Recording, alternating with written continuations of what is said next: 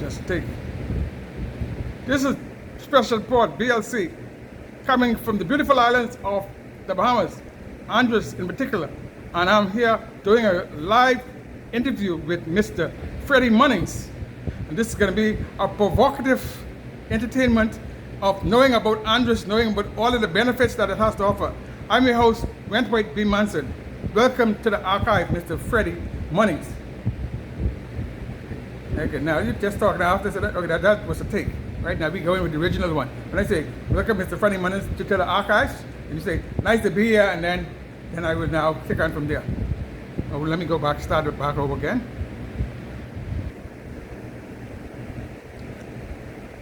Hold on, I'm just letting it do that. This is a special report, BLC. As you know, Blueprint Land Creation Podcast. That is the brother company, but this is Blueprint Land Creation Archives, where we don't just record history, we also release knowledge. I'm talking today with a gentleman here in the beautiful island of North Andros, the Bahamas, and we can talk about every aspect of Andros and entrepreneurship and the hardship that he went through, and it's something that you will know. Welcome to the archives, Mr. Freddy Munnings. Yes, thank you very much, Mr. Manson. My name is Freddy Emmanuel Munnings. I'm from the beautiful settlement of Standard Creek in Andros. I was born there in the year 1953 to the parents of Roger Munnings out of Mastic Point, Andros, and Margaret Jones Davis out of Standard Creek. Okay, so how is Standard Creek in terms of Standard Creek? Which part of Standard Creek is this? This is because I'm for the viewing public. Standard Creek is where in Central Andros or Standard Creek is located in the northern part of Andros. Well, we call it Central Andros, but we now connected with the northern part of Andros, so it's more north than south. Okay. So we more in the central. But they don't use the central part anymore, so all they use is north and south, so we're more in the north. But, okay.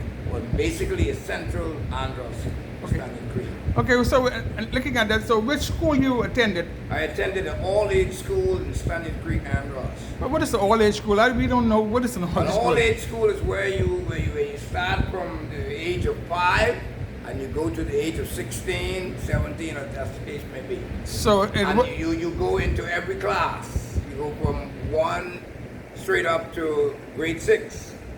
Okay, so I heard somebody said to me, I spoke to another gentleman back in the day, Mr. Hunty Christie, which is about the late Hunty Christie, and he said to me that there was a dance, they normally, with his school that he attended in Lausanne, when you didn't have the education, they used to put a heart on you and you start from a higher level of a platform and you work your way down.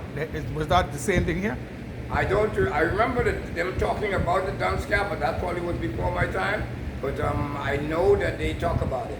All right, okay. You know, during my time, but I've never seen anyone go through that. So in your time of growing up in Standing Creek, how much persons were in the community? We were looking around my time growing up as a child. You could think about 300 to 400 people at one time. Standing Creek, all right. And so this is for modern day persons. This would be if you're coming in North Andros, you'll see the sign coming after you pass what? If you're coming from Fresh Creek side, coming up will be where? As you see the sign would be on the corner saying what? Standard Creek? Yes. Sign would be the corner. Sign is there saying Standard Creek. So the bone, they used to have a bonefish there, but I think to identify it, but now they just have a sign. Okay, this is that place where they call Kamalamiki or something like that. Kamalamiki is located in Standard Creek. Okay, that's where. Okay. Just for the viewing public to know. Okay. Yeah. So with that, who was the government at that time when you were a youth? Who were the government? When I was youth, we started out with the UBP as government, and then we moved on in '67 to the BLP government. Okay, and the little bridge that is in Standard Creek now that they are renovating, that was there then? The one that they are moving. Yeah. No, it was not there. They had another smaller bridge, a footbridge where you just couldn't walk. You couldn't drive a car across. Okay. But when the PLP got in power in '67, they put a bridge where you could drive a car across. Okay. They widened the bridge. That same bridge that you talk about. Yeah, yes. That they are now moving.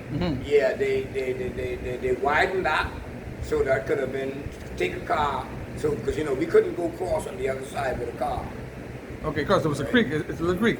Well, a lot of mangroves. It is a creek between both of the between the two islands. Okay. Because one of the islands is called the East Ridge, where there was no car able to go over there back in the day when I was going to school, and there was the West Ridge. So when they did the road from Fresh Creek to Standard Creek, they put a bridge in. So you're gonna drive your car to the West Ridge. But you couldn't drive over to the East Ridge. Okay. So you would have to park your car on the West Ridge and walk across and go home. Right. And then you watch your car again, you come back, jump in the car, and then you believe that. So like on the That's island. history, huh? So like on the island, then it's you had no need to lock your car. You could go and leave your keys in the car and go. I wouldn't know about all that because I wouldn't have had a car back then. All I right. was a small child during that time. But I know they had cars, and I believe they locked their car because the cars had locked. Okay. So I believe they would have locked their cars. Okay. But I know growing up in my settlement, we never had to lock our house. Okay, so what would We make, never lock our houses. what because- make our cars? What make our vehicles with us at the time? Well, they used to have like Chevy, Ford, Volkswagens, Okay. and bus, and, All right. and so on. All right. Okay. So now ask you after, in terms of it, after you graduate from school, what are grade you graduated out of, and what you became afterwards? I never graduated out of school. Okay. I left school. Okay. Well, school was to learn and teach nothing anyway. So okay, you learn. Okay. No, I was learning, but Yeah. I just was tired of school. I didn't Okay. like school. All right. Okay, Yeah, so I left. All right. I was like what, just getting into 16, and I like to do things for myself. All right. And so I wanted to do some stuff for myself, and I engaged myself with, it was called telecommunications at the time. Okay. I was fiberglassed with the Morse code. Okay. And I passing the station every day going to school because we had to pass it to go to school. And they passing me, I keep hearing that. Yeah. And I used to like it. So I used to go there because my cousin used to run it and all that. So I stopped there and I listened and then, I go to school. And when I was nearing to finishing school, I was about 15. A cousin of mine, he was an operator at the time. And he was going to Grand Bahama. Okay. All right. This would have been in '68. All right. He was going to Grand Bahama, so he told my parents that he wanted me to go with him for company Okay. in Grand Bahama for the summer. School was closed. I was 15, Okay. and he took me to Grand Bahama with him. But before we went to Grand Bahama, he gave me this little set, Morse code set that you practice Morse code on. Okay. And tell me to practice the Morse code. All right. Because one day I might become an operator. Okay. And so while I'm going there with him, instead of wasting my time during the summer, I can practice the Morse code. All right. So I have this little set, and I used to practice, and I took it down there with me, and I practiced while he run the station. And this was Grand Bahama. This was Sweeting Ski. All right. You have a Sweeting Ski I in heard, Grand okay, Bahama? yeah, okay. Yeah, the Sweeting Ski in Grand Bahama. We spent like 6 weeks down there. And so I learned the Morse code a little, and when I finished school, then I decided that I want to join them. So I engaged myself with them, and they was able to take me in as a messenger. Okay. So Morse coding, in terms of Morse coding, that's like, Sending telegrams and receiving telegrams. so in terms of when you say do there you pressing it. Yeah. So when you're doing that, I normally see it in the Western movies, in the cowboy pictures and so forth. So Yeah. when you press the button, there's numbers, there's letters. What the sound is? It's like a typewriter. No. It go by sound. Okay, like sound. Did Okay. did.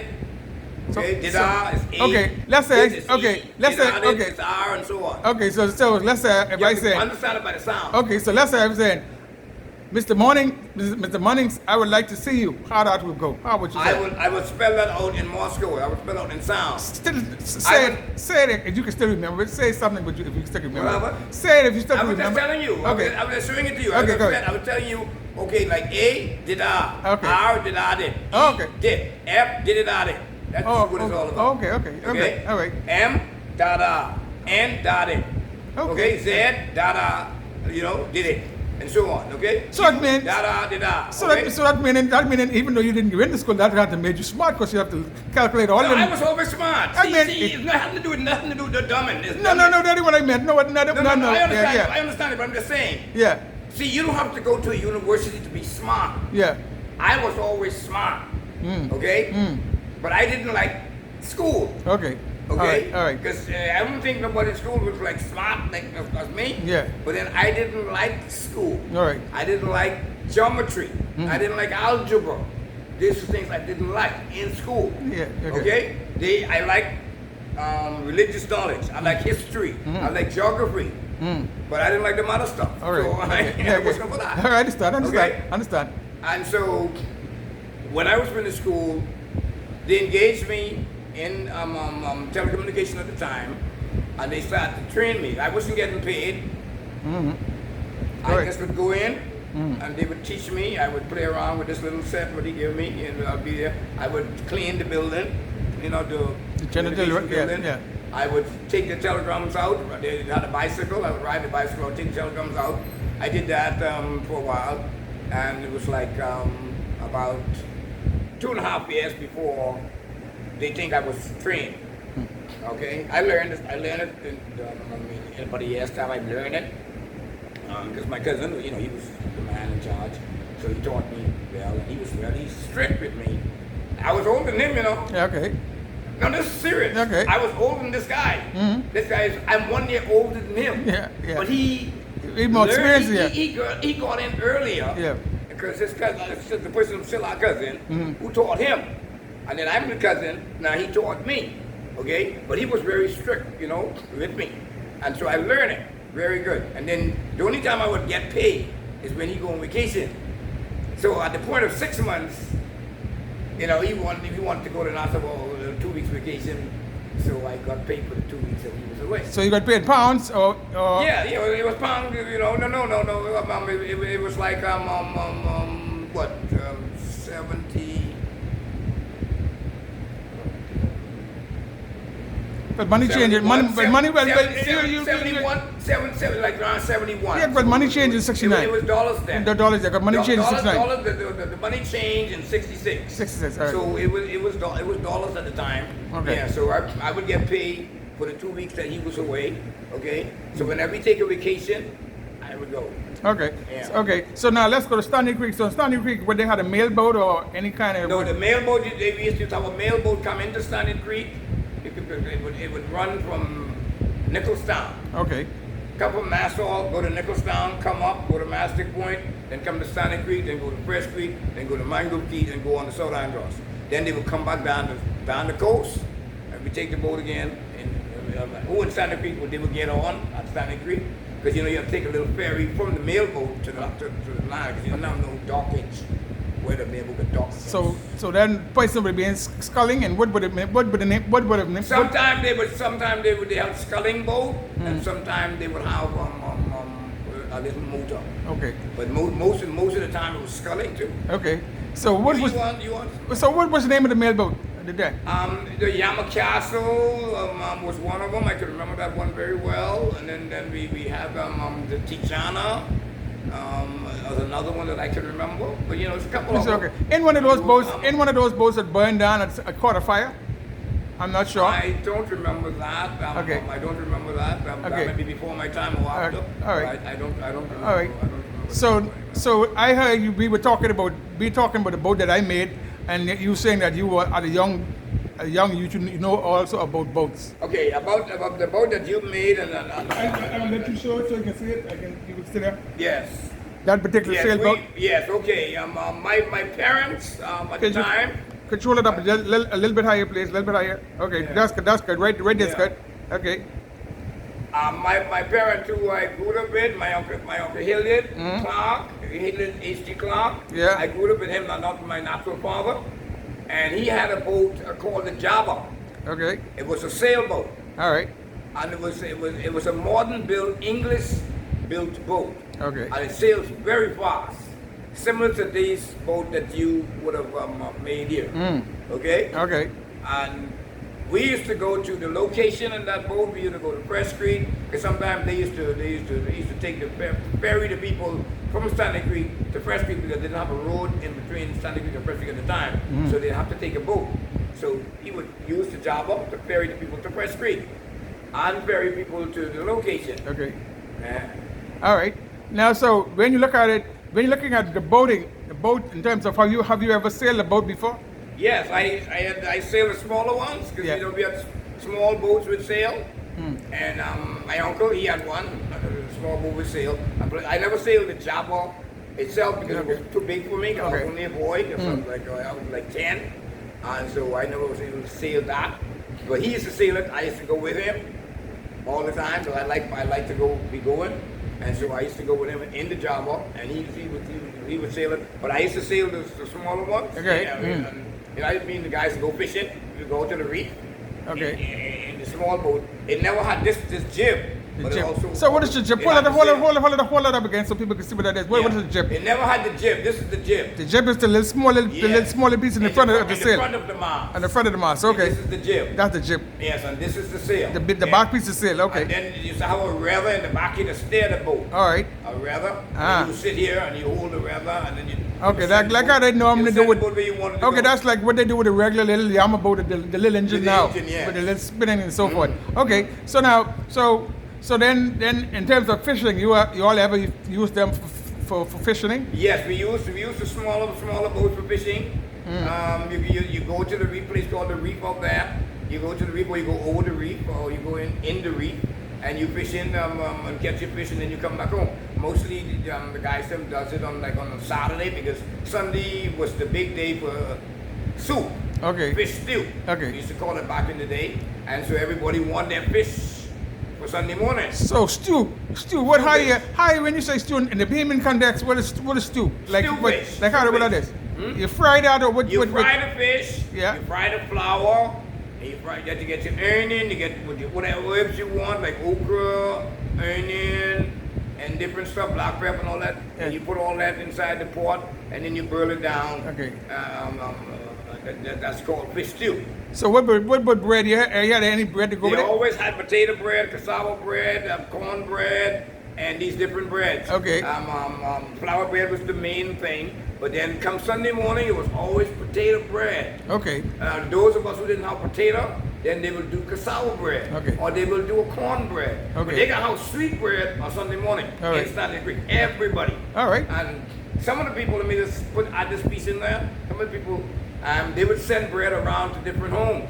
Okay. If I do potato bread, I'm going to send some to this neighbor, Okay. send some to that neighbor, and that's what we used to do back in St. Back in the day. If If only- neighborly and family. If only people would do that back today, but everybody No, they knew don't that. do that stuff no more. That's when it's over. Yeah. Once people got money, most people switch. Yeah. Yeah, well, back then we didn't. Okay, let me talk about the time. There was a time when we didn't have a road, Okay. and the settlement was by itself. We was a settlement by itself. Okay, there was no road to us. So Okay? you living on the okay? We were okay. living on a key. We was like, it's like a key. It's a key because Standard Cay got about it got the little key from the main road, from main Andros road coming into the corner. Yeah, this land was here, but no one was living here then. Yeah, okay. See, where I'm at now, no one was living here. This Yeah. was just bush. Okay. And there was no road here. So it was only the settlement out there. All right. Okay? And there was two of them. It was the West Ridge and the East Ridge. Okay. I live on the East Ridge at the time. I live on the West Ridge now, today. Okay.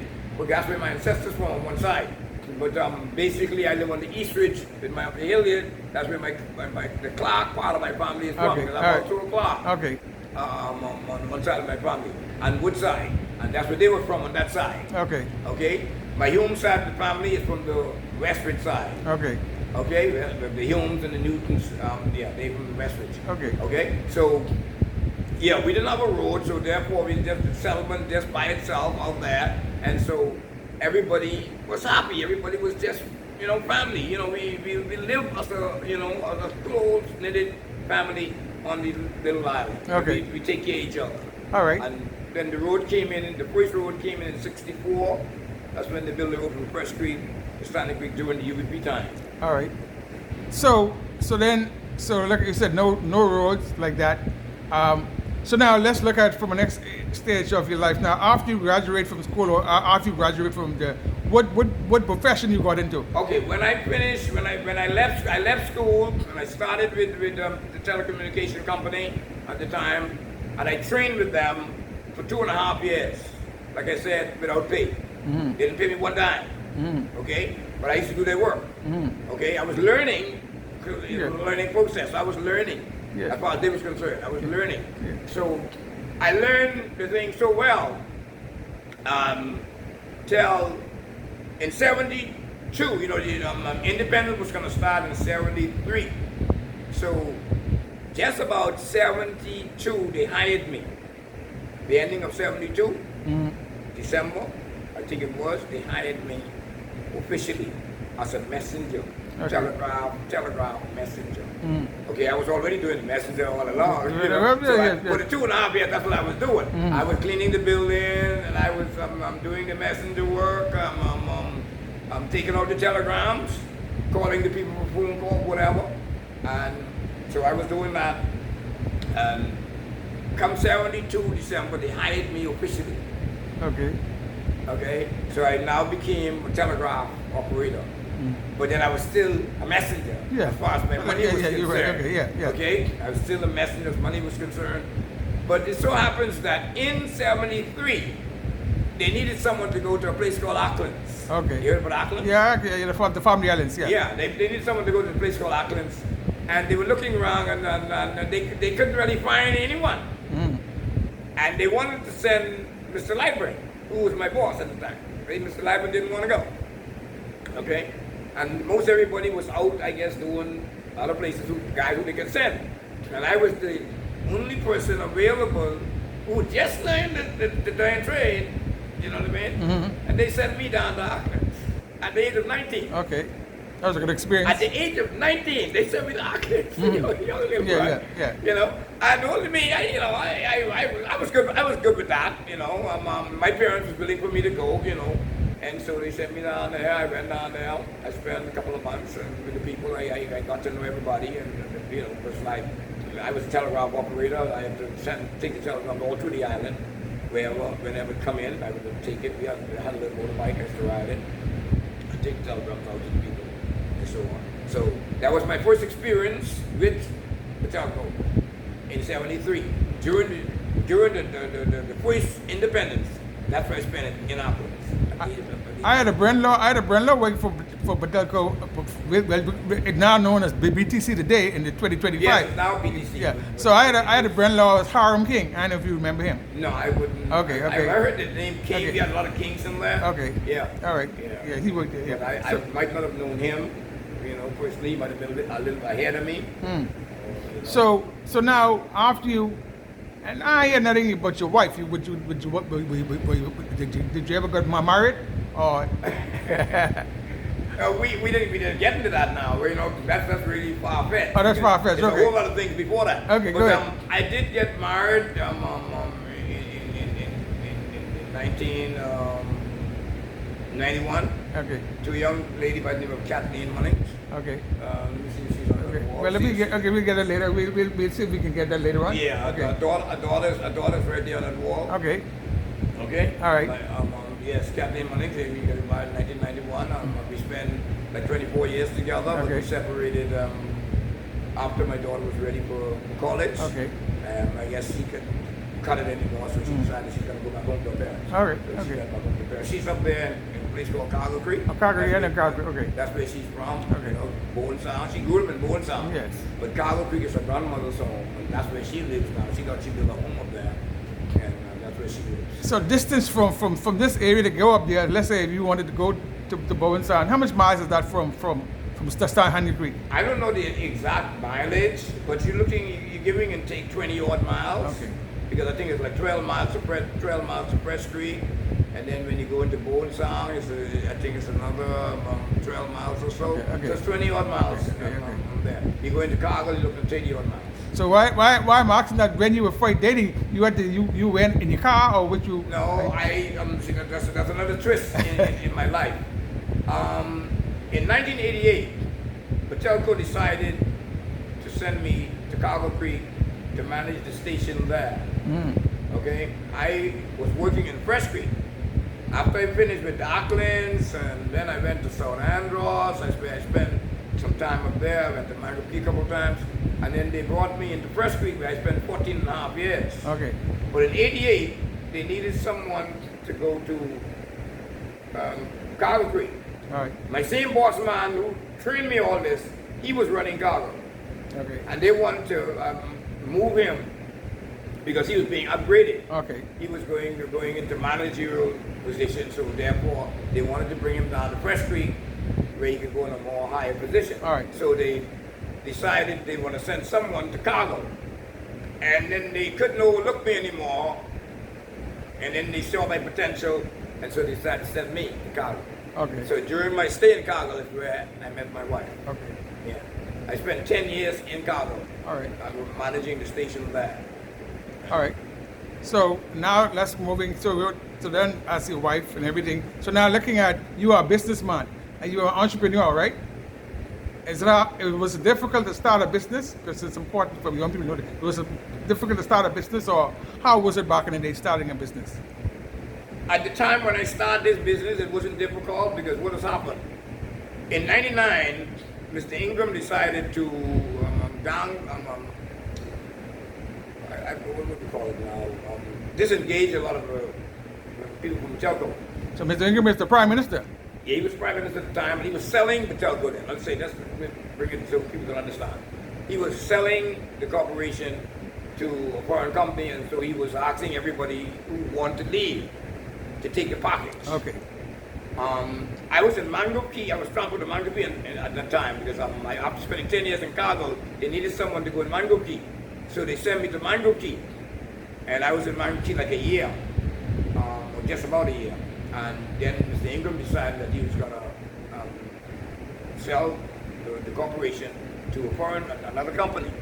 And so he was asking anybody who wanted to take the package to take it. Okay. And so I took the package. Right.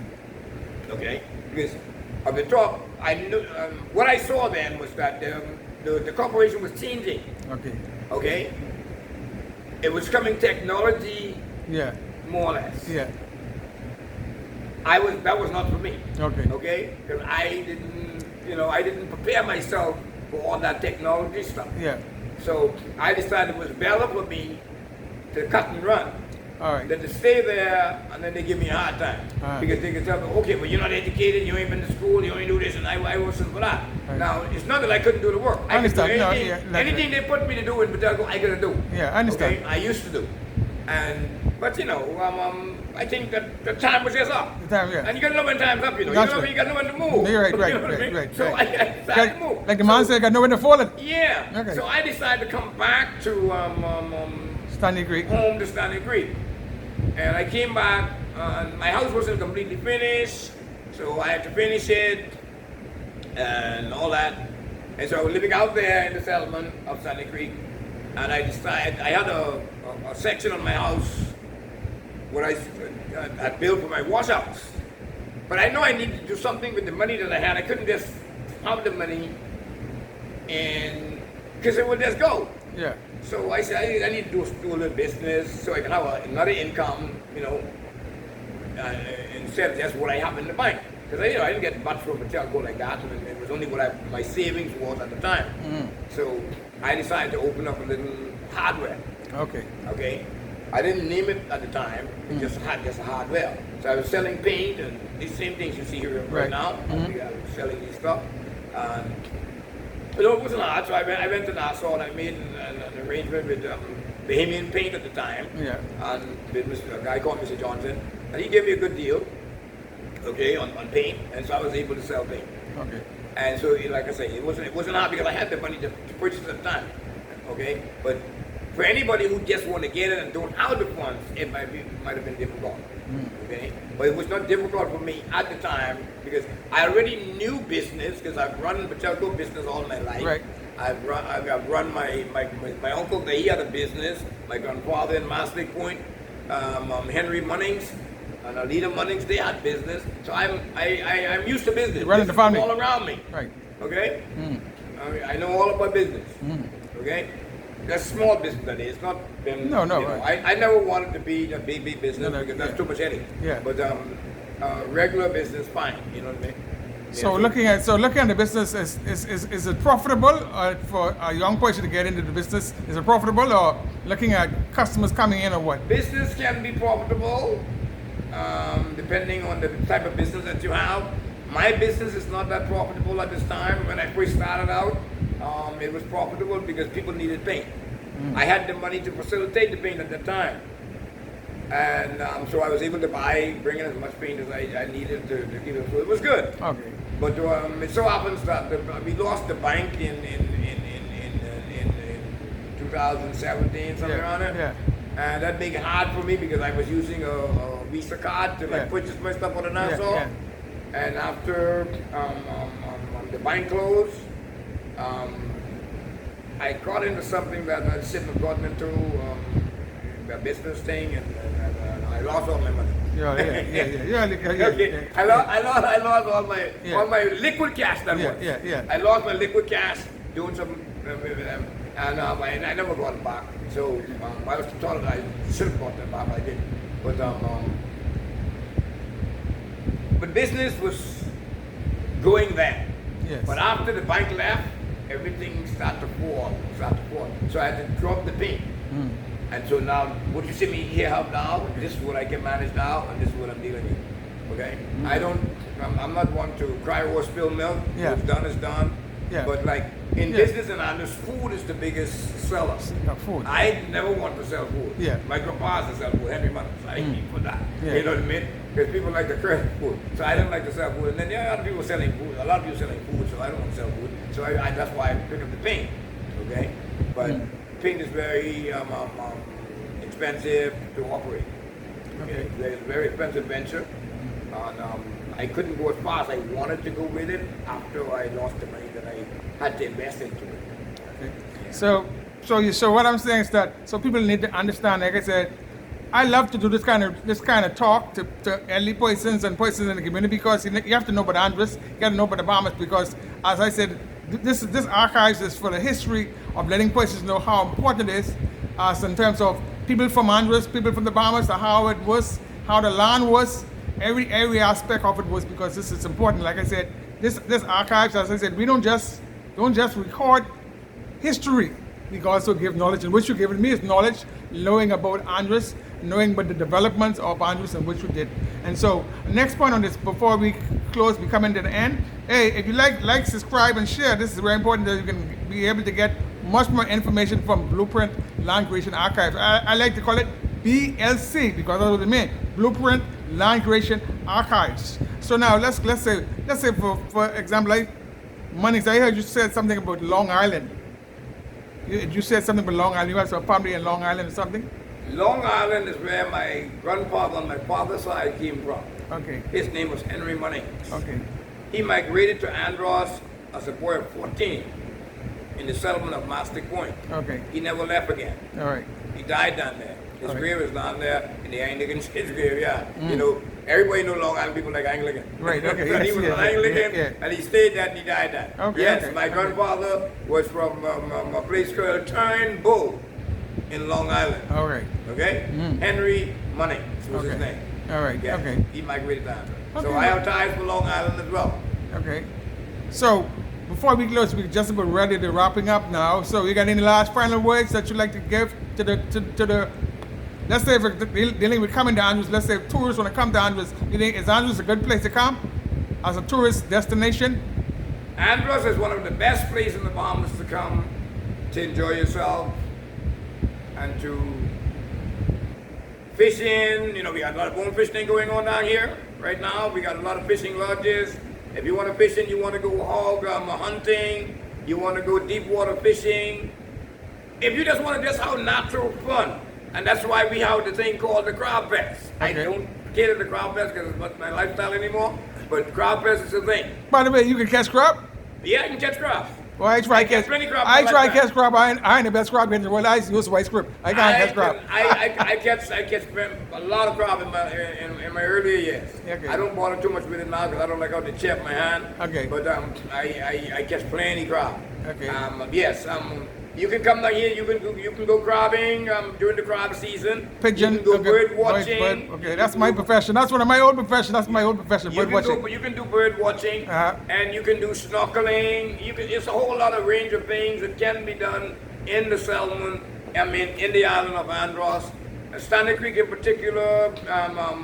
We have the Kabalamiki Resort, which is located in Standard Creek, And then they pay us some money for this. You get them some money. You get them making up the business. All right. So, No, it's Standard Creek. See, Yeah, Standard Standard- Creek is my town. Yeah. I born there. See, Yeah. I born there in 1953. Yeah. And I've always been there. I never left. So The only time I left is when the government sent me to Cargo Creek for 10 years. And then I went to Manga Creek. So that was 11 years. I left Standing Creek. When I was working in Fresh Creek, I still live here. okay. Okay. So good point you bring that up. So let's leave with Kamalmiki. So before Kamalmiki came there, how it was Bush? What the The place where Kabalamiki is located now was just a key. We used to go there for crabs. We used to go there for bonefish. Okay? We used to go there for plum. We used to go there for top. That's all was that. top? That's top. Yeah. That top spinning top because I mean. No, not spinning top. Okay. No. Top is something what they plot with. That's the straw bag with the Yeah, straw straw bag. bag with Okay. different stuff. Yeah, we used to go there for the days the people used to go to get that kind of stuff. Okay? Or we want to have a beach party. We would go over there and have a beach party. Okay? Right, okay. Yeah, that's what Kabalamiki was all about in the years when I was growing up as a boy. Okay, that's the until I become a man, and then somehow Brian Hugh got wind of it of Kabalamiki. But before we get to that point, where Brian Hugh lives is a place called the Creek Mount. Okay. It was owned by a gentleman called White Bow. Okay. That's what Brian Hugh owned now. He bought it Yeah. from White Bow wife after White Bow died. Okay. White Bow never wanted to sell that key. Yeah. Okay. He was able to get that key, and he loved it. He used to come down every year, and he had two little houses on there that he was developing because he wanted to put a little resort on there his own self. But he was a Chunky Joe sort of a man. Okay. But he didn't have the funds like that. Okay. And finally, I guess he died, and then his wife, Rowena, I know his wife very well. She was a black lady, very black, dark, beautiful but dark. And I understand that she sold that key to Brian, and after Brian found out about her. Yeah, okay. And then after Brian got that, then his vision, which is good, he went over there, saw that key, and saw the potential in the key. And went to government and negotiated to get it. All right. And he got it. Okay. So Something that us black people will never do. We would just keep fishing in there and stuff. Yeah. So it was a good thing that he did. So now he's hiring hundreds of people Okay. to work on the key from Okay. Standing Creek to settlement of Standing Creek. okay, that's good. Is that what So we offering to Andros at this time? yes, all this. So it was benefits. So and looking at sense talking about the key. So in between this key, in the mailboats, somebody said the mailboats to come in between this key and the main Standing Creek. There was a little channel in there. No, the main mailboat never come into Standing Creek settlement itself. The mailboat anchor out at the reef. Oh, on the reef. Okay. Outside of the reef. All right. The tidal have to be very high for it to come on the inside. The mailboat normally anchor on the outside of the reef. The channel was a channel down there, like I told you, and then they will scull the people short to the dock, or they will motor. They had a little motor on the boat, and they will motor them into the dock in a smaller called dinghy. Okay. A boat called a dinghy. Yeah, they would motor them into the dock back. But yes, there was one boat that we had in Standing Creek called the Pleasant. It was owned by Samuel Butler and Prince Monroe. Okay. That was a boat was built in Standing Creek. All right. A motorboat. Okay. Okay, they built that boat. They got a motor into it, and so it became a little mailboat. All right. And it used to be able to traffic through Standing Creek because it was not all that big. It was like about 50 feet, I think it was. The boat called the Pleasant. Yeah, and that served us in this part of Andros for quite a while. All right. Before Mr. Monroe, Samuel died, and then Mr. Monroe was able to, negotiate bigger boats. Okay. But no, the creek was not a place where a mail boat would come through there. Okay, and that's why because the bridge was always up there, so you only could go so far. Yeah. Yeah, and then I think in 2022 they built a new bridge there for us. I believe you saw that. Yeah, I saw that. I got all this to that portion. I got the book on that. Yeah, we had the government build a new bridge for us there, and so no mail boat can only go that far. But what they did when they built that bridge, they built it high, so regular fishing boats, small boat can go through it and go up into the creek if they so desire. Yeah, well, I get when I came back working to Kamal Miki at the times back in 2019, 2021 after COVID and everything, and all of a sudden I saw that the bridge was there. That's how my book came to be, Blueprint of the Bahamas Creation Plan, because I was dealing with land, looking at how land is being built right here in the Bahamas, or even around the world, and that's how my podcast came out to be, Blueprint Land Creation Podcast.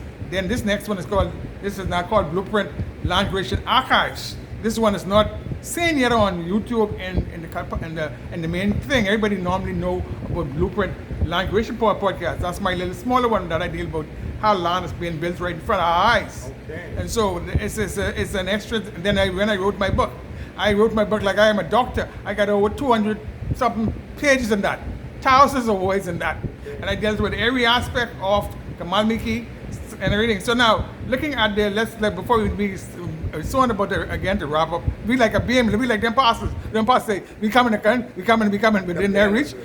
But let's say, last point on that, let's look at the reef, because the Bahamas got the third largest barrier reef. So they say. Yeah. So they see. So have you ever been snorkeling over there? No, I'm not a great lover of snorkeling.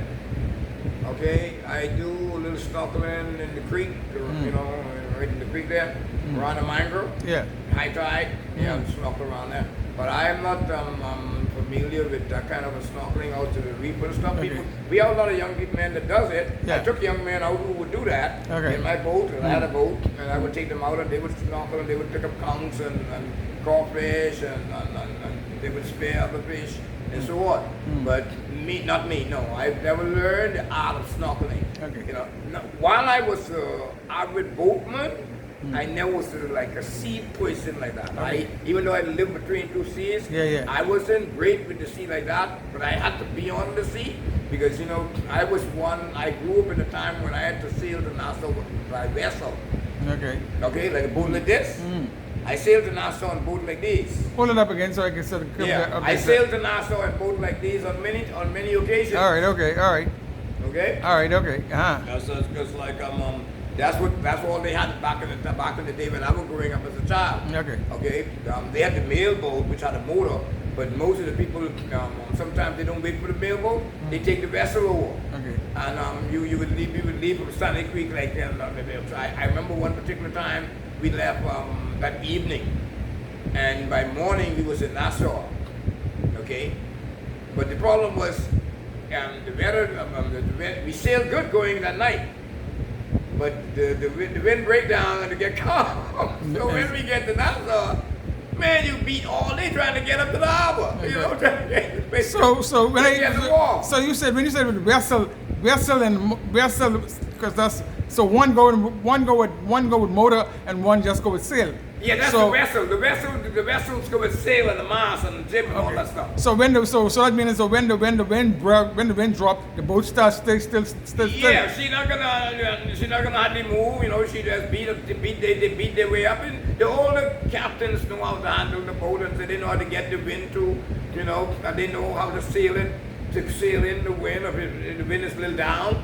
Like this kind of weather now, how the wind is good. Cool. Yeah, they can fly to Nassau. Okay. So they meet will last like about 5 hours, 6 hours. Yeah. Right. Yeah. They can do it. They sometimes if the wind is behind them and pushing them to Andros, they can make it to Andros in about 4 hours. Yeah. So how many people would be in the vessel? How many Some of those vessels can hold up to 20 odd people, man. And where they sit, and they would go in the belly of the boat? No, you had a little house there you can go in, or they sit out on the deck. Okay. You know, they sit on the deck. The women, because the women them, some of them go in. When I was a child, they always want me to go down the hole. I don't want to go down the hole. I like to see what's going on. Yeah. They had a problem with me. Yeah. I was, hey, Freddy, you go down. My mother tell me, Freddy, go down. I said, no, but I want to see. I want to be Columbus. Yeah, I want to discover something. I want to know what's going on. Right, so, I would try to push my head out of the hole, and I was right by the guy with the tiller. Okay, so the other crews, sometimes the boat has like 4 or 5 crews. They sit around the boat, and then the women them, you sometimes you got 5, 6, 7 of them, and their children. So there's a whole bunch of us on this vessel. Okay. The vessel was a feeling, man. Let's say it like man. Okay. We had a boat called Astonish. People from Fresh Creek, Lovell, the Hennessy people own it up there. I've never seen a boat sail so fast in my born days. Okay. I was a child. I was for 10 years, and people coming from Nassau. Mother caught the Astonish on a couple of other ladies from Standard Creek. I was taking 3 other ladies from Standard Creek that I knew, and we caught the Astonish. And this is a story I always like to tell. We left that morning, and they sailed to Andros. And after they offloaded and we stopped at Calabash Bay. That's another part of Andros. That's right up there. But before you get to Fresh Creek. Before you get to Fresh Creek. Okay. They stopped in Calabash Bay. And they took offload in Calabash Bay. And when they done offload in Calabash Bay, they came to Standard Creek. This in one day in a sailing boat. Yes. No motor. No motor. They sailed to Standard Creek and offload the people there. And then went back to Lovell where they from. Okay? Okay. But the beauty of the whole thing was the boat sailed so fast. And everybody, I don't know what's going on because the lady that was singing, that was small child. I was enjoying the darn thing. Not knowing they was all frightened. Because they think the boat was going to go down. The boat was sailing, that boat sailed so fast. The wind was with us. Yes. Okay? And that pushed that boat to Andros so very fast. So next point. So if the boat is coming into the harbor with no motor and a docking, how they get the boat to turn around to go back out? How does it work? You don't understand. Those sailboats don't have engine. No, I understand it. No, they'll sail. Yeah, but so then they have to turn the sail. They don't get to no dock. There wasn't no. They ain't coming. Oh, they no dock. Okay. Oh, they anchored off and they got to. All right. They Okay. anchored off from the land. And everybody got to walk over and get in the boat. No, they're gonna use their little boats to bring you to the dock. To bring you to the dock. Okay, the boat couldn't come into the dock. So it wasn't only a lot of the region into the mail. So how the people that saw how the women get over the boat. They always have something on the boat that you can get in. The little boat comes up high. Oh, come on. Okay. The man hold their hand and step them in the boat. Okay, all right, okay. Then they carry them to the dock. When you get to the dock, you have a step to go up on the dock like that. All right, Dock, okay, all right. The boat is Okay, But okay. I'm saying, I'm trying to tell you about this trip to that we came from Nassau. And so when we got to Calabash Bay, me being nosy, I always like, I want to go shore too. I want to see what's going on. I didn't even know this place. Yeah. I ain't know Calabash Bay. Yeah. So I go on shore on the boat with the people now. I just friendly with everybody, and so they would take me. Because I was just friendly with all the man. I was friendly with you. Yeah, you're right. Just I was friendly with the guy. So they would say, okay, come on, Freddy. So we jump in the boat with them like go on shore. Yeah. They and my mother and them on the boat because we going to Standard Creek now after we come on. Yeah. And for some reason in Calabash Bay, somebody must see was getting them and they sent me to call the police in. And now me and the police almost didn't get left because the last boat was going board and they were going to go to Standard Creek and leave me up in Calabash Bay. And in the road to get like that, like they Boy, when me him get back on the dock, they say, you almost get left. I said, what do you mean we almost get left? Say we was going, this the last boat going board. When you see me go board now, we go Standing Creek, and you staring at me until next week. Until next week. That's a part of the history that I always remember. What I remember. You something like how. I remember that. I was like talking. You something like how Jesus was like when they went and when he looked, they couldn't find him. Hey, where's Jesus? Yeah, He's yeah, gone. yeah. Okay. I said they gotta go look for him. Yeah, All yeah, right, no, mother understand about that because they tell him, say, she say, no, Freddy ain't on board, so, you gotta go back and get him. Well, being in mother, she ain't put a little whooping Yeah. on you? Huh? She ain't put a little whooping on you? No, I ain't forget beating, mother beat me, see, that's all right over there. Yeah. See, the white thing, man? Yeah. That's all right there. Yeah. No, they know when to beat me. Okay. They know when to beat me. All right. I wasn't extremely bad, Okay. but I was... Anyway, I thank you, Mr. Freddy Munnings, for this opportunity to learn about Andros and the hardship of Andros and the life of Andros. And you've been listening to the archives on Blueprint Land Creation Archives. Well, like I said, we don't just record history, we also release knowledge. Like, subscribe, and share. See you next time in the next podcast. Well, Mr. Manson, let me take this opportunity to thank you so much for allowing me this opportunity to be able to express some of the history of my life and the life of my community and the life of Andros. Some of the things that I experienced or got to know during my years. I really do appreciate it. Thank you very much. Thank you so much for stopping by. Okay.